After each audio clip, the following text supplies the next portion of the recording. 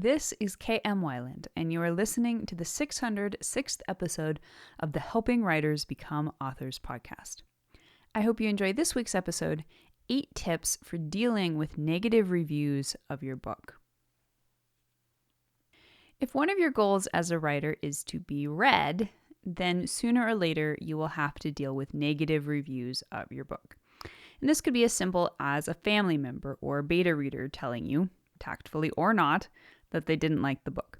Or it could be as painful as receiving multiple low-star reviews once the book has been published. Some of those negative reviews will have merit. Some will not. Regardless, learning how to read them, accept them, and move on is a challenge all writers must face. A few months ago, when I asked you what you'd like me to talk about, one question that immediately popped out to me was from Shanok, who queried not just about negative reviews, but about unfair reviews. How do you learn to live with reviews that are patently unfair? My last book had mostly good reviews. 2, however, were 2 stars who were upset about graphic content. I always include content warnings about violence and steam level. I write the first sentences of my blurbs to include words and phrases that suggest violence, if it's in the book. I really don't know what else to do.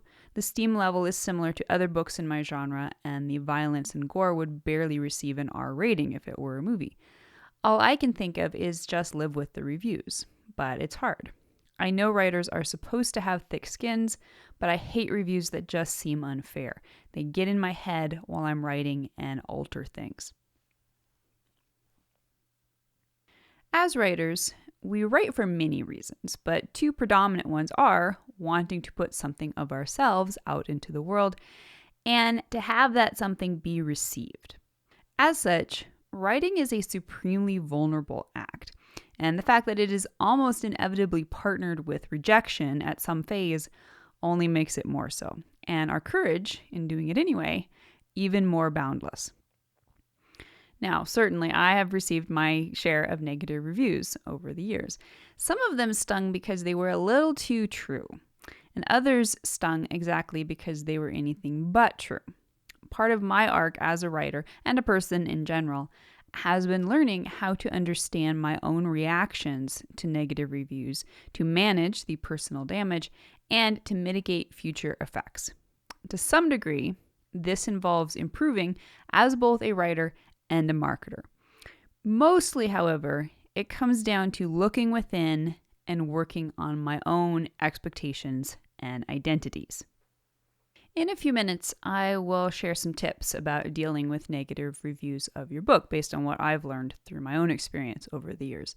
But first, I want to examine a few different reasons why negative reviews of your book may be impacting you. Each scenario can have a slightly different effect on you and require a slightly different perspective in recentering yourself. So here are 6 possible reasons you're bothered by a negative review of your book. Reason number 1, the reviewer is making good points. So ultimately, the reason negative reviews of your book hurt is because they may be true. No author is perfect. Every story will legitimately deserve criticism of some facet. Now, ironically, sometimes these are the sort of reviews that hurt the least.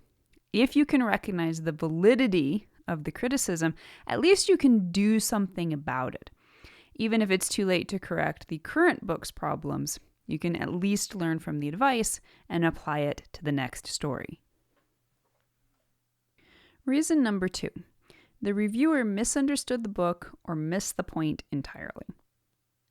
As Shanok noted, perhaps the most frustrating type of negative review is the kind in which the reviewer seems to have misunderstood your intentions as a writer or even entirely missed the point of the story. In response to Shanok's original comment, Sarah Kay wisely noted, "I can't tell you how to live with unfair reviews. However, as someone who has read tens of thousands of Amazon book reviews, I can tell you that getting a small percentage of unfair reviews is inevitable. By unfair, I mean books which say in the description, 'This has X,' and a reviewer complains, 'This book has X.' You're not alone." Now, these reviews can definitely be frustrating because really, what else are you going to do? You can work to refine your presentation to create the correct expectations, but you will always encounter people who failed to pick up on the clues, however overt. Reason number 3. The reviewer was cruel. Sometimes people are just mean. Even kindly worded negative reviews can hurt, but everything escalates when a reviewer's language becomes personal, nasty, or even violent. Occasionally, these reviews can be easy to dismiss when it's obvious the reviewer is out of line and probably has a personal axe to grind that very likely did not originate with you or your book. Still, the effects of cruelty can linger long after you've rejected the person's logic. Reason number 4. The reviewer made you doubt your ability. This one is perhaps the most dangerous, and especially when you're starting out, negative reviews, regardless of their merit, can make you feel invalidated as a writer. This is the single most important effect for writers to work through because you will encounter negativity. Some of it will point straight at parts of your writing that genuinely need improvement, and some of it will be nonsense. Part of the challenge of growing as a writer is learning to recognize the difference and to be threatened by neither, both because you can and should improve where needed, and because part of that improvement is learning to recognize when someone's criticism is irrelevant. Reason number 5. The reviewer called into question your intentions. On occasions, reviews can get personal, and this happens when a reviewer goes beyond simply analyzing your writing to making assumptions about you. Sometimes this is appropriate, or at least unavoidable, depending on the nature of your writing, but sometimes reviewers will go so far as to assume that because XYZ shows up in your story, you must be condoning it. Even worse is when a reviewer makes a negative assumption about a writer based solely on the quality of the writing.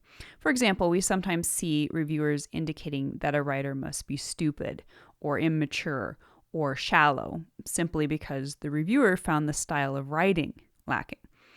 When these comments are patently ludicrous, they may be easier to dismiss. Other times, they can hit home and stick around long after they're welcome. Reason number 6.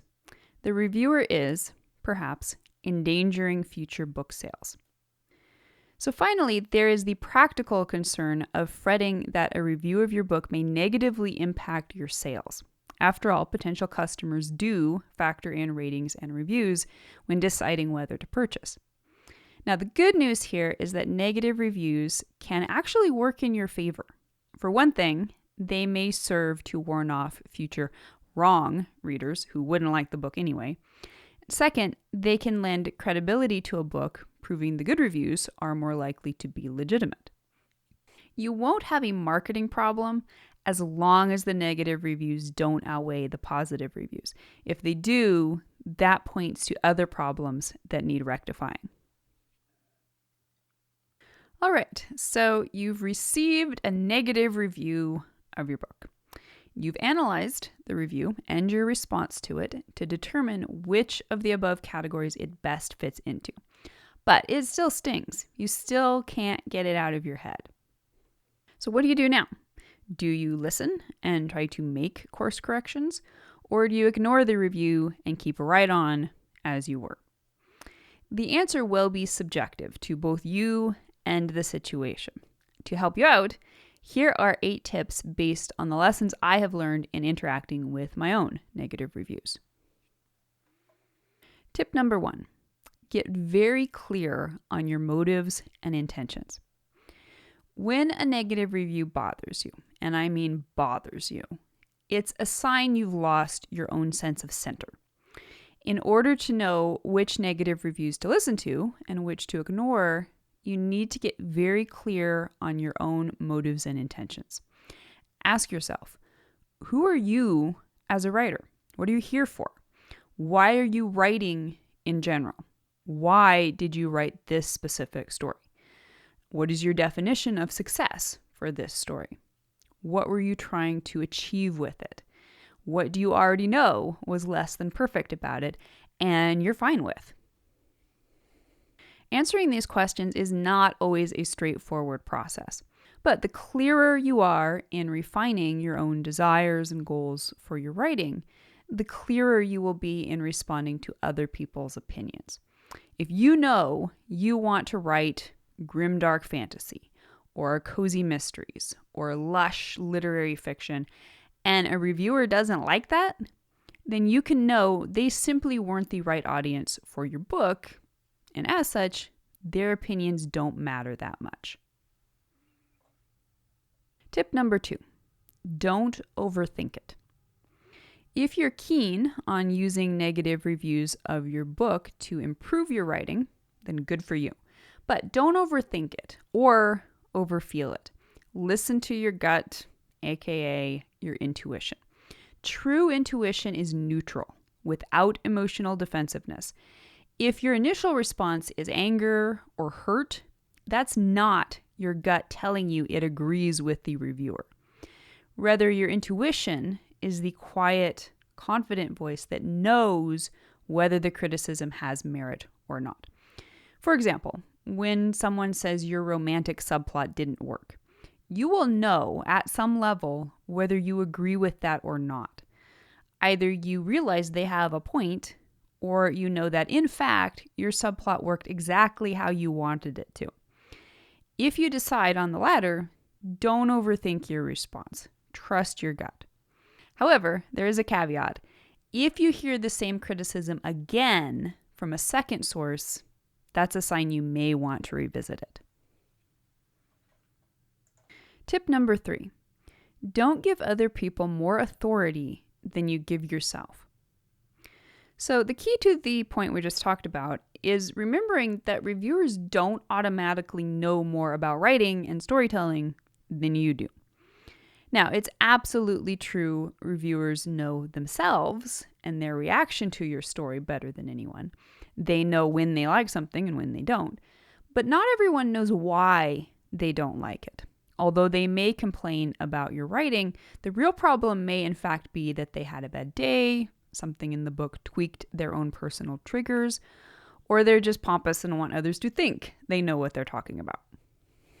It's also totally possible your reviewers do know more about storytelling and writing than you do. Many readers these days are very experienced and knowledgeable about story, even if they are not writers themselves. The point here is that either way, you don't automatically have to believe the opinions of negative reviewers deserve to have authority over your own understanding of story in general, and this story in particular. Often, reviewers will be just plain wrong. Going out of your way to believe these reviews does no one any favors, you least of all. Tip number 4, don't entertain disrespect. Now, the review format is a legitimate forum in which people can share honest opinions about books. There is nothing disrespectful about this. Indeed, authors who bite back or complain may themselves be the disrespectful ones. But there are lines. You do not have to entertain, even for a second, the opinions of someone who is not bothering to be respectful of you as a person or an artist. It's important to note that just because they dislike your book, this does not mean they are being disrespectful of you. But abusive language, name-calling, shaming statements, unsolicited and patronizing attempts to help you, and bullying, among other inappropriate behaviors, don't deserve a second glance. If you feel shame or any of the other emotions that such reviews might be projecting onto you, that's something for you to work on within yourself. It is not something that you should necessarily respond to. In 99% of instances, you're probably wiser not to. But it is also not something you need to internalize or consider. Tip number 5, examine your triggers. Negative reviews only hurt when they strike a nerve. Otherwise, they're either a neutral background hum or useful information that can help you improve. Our own personal triggers can get in the way of both. Either we surrender authority to others without questioning the validity of their statements, or we become defensive to the point that we may be rejecting helpful advice that could improve our craft. Regardless, the only way to work on this is to work on ourselves. Whenever a review stings, make it a practice to look within. The insecurities you're feeling may have to do with your writing, but they may also have to do with pain points that did not originate with your art. Perfectionism is a common bane among writers, and when a review suggests a story is anything less than perfect, which it always is, the pain we feel in response may have less to do with the story's problems and more to do with an inner sense of shame that needs to be recognized and rehabilitated. Tip number 6, calm your nervous system. If you're triggered by negative reviews for whatever reason, it is important to not only work through your discomfort logically and emotionally, but also within your nervous system itself. Many people these days suffer from anxiety that is specifically triggered by social media and other online conversations, of which book reviews are certainly a part.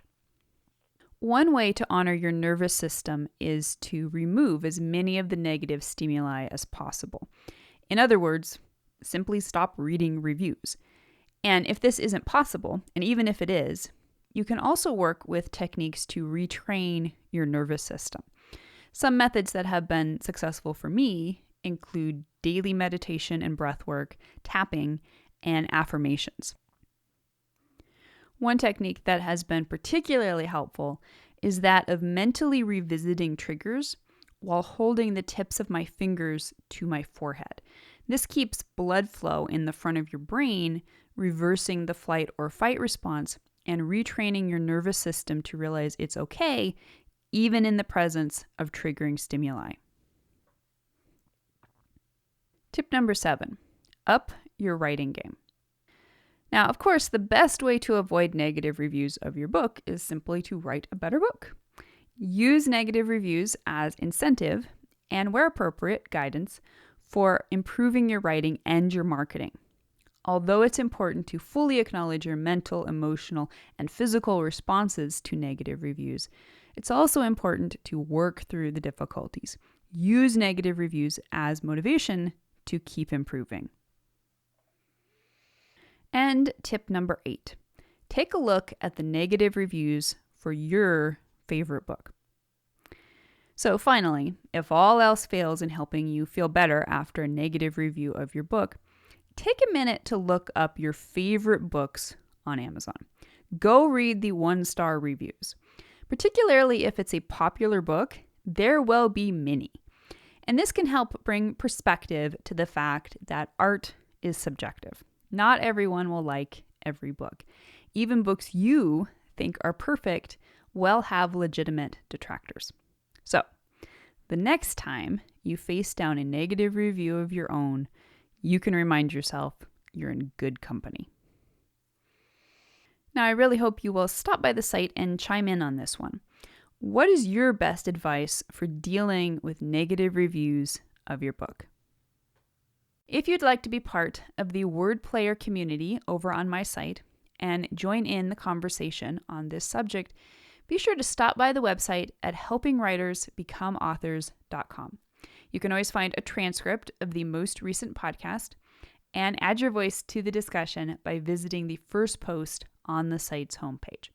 And don't forget that if you're looking for an older post, you can always find those by putting the podcast title in the search field at the top of the right-hand column. If you enjoyed this podcast, you can subscribe on Apple Podcast, Spotify, and Amazon Music, or whatever your favorite podcast platform may be. And if you'd like to do something to support helping writers become authors, it always means a ton if you're able to leave just a quick rating or review on your site of choice. Also, many thanks to those who support my work on Patreon. Your patronage helps make helping writers become authors and its many resources available to writers everywhere.